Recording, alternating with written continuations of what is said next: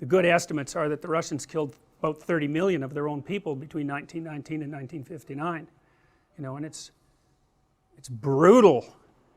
It's brutal. A lot of that was through starvation. You know, I saw a photograph the other day which I tweeted, which is the worst photograph I've ever seen in my life, and that's actually saying a lot, because I've seen a lot of really terrible photographs because I've done so much investigation into totalitarianism.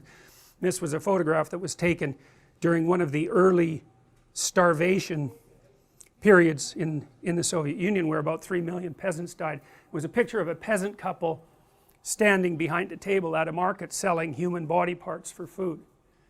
It's like, and you know, I have this weird quirk which I don't think does me much good, but maybe helps me understand things better.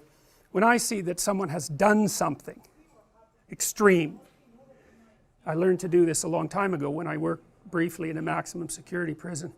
I try to imagine what I would have to be like, what kind of situation I would have to find myself in to do that. And believe me, man, that's a horrifying enterprise, because it is actually possible, no matter what it is that you read about someone doing, and no matter how unlikely it is that you think you would do that, it's possible to imagine yourself in that situation.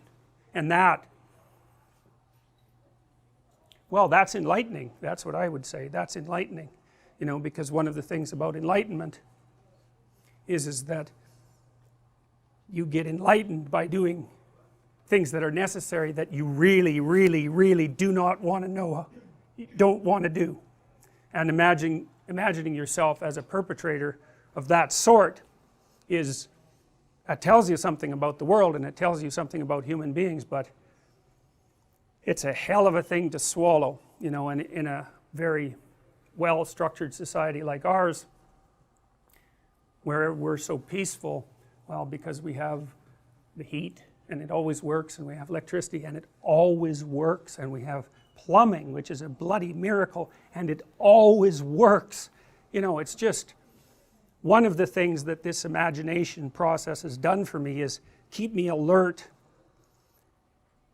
to the absolute miracle that my life is every day. It's horribly cold out there. You can't grow any food. You die if you're out there for 24 hours.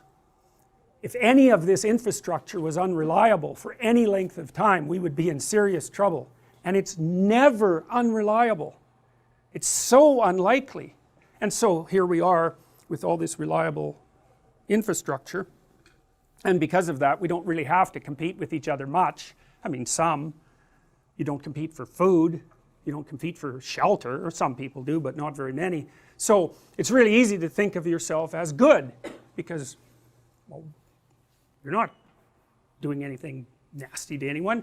But, you know, a cynic might say, well, that's just because you don't have any reason to. But those reasons have arisen many times in the past, and in fact they're the norm, not the exception. We're the exception. This insanely functional society that we've somehow managed to generate it's incomprehensible to me that it exists.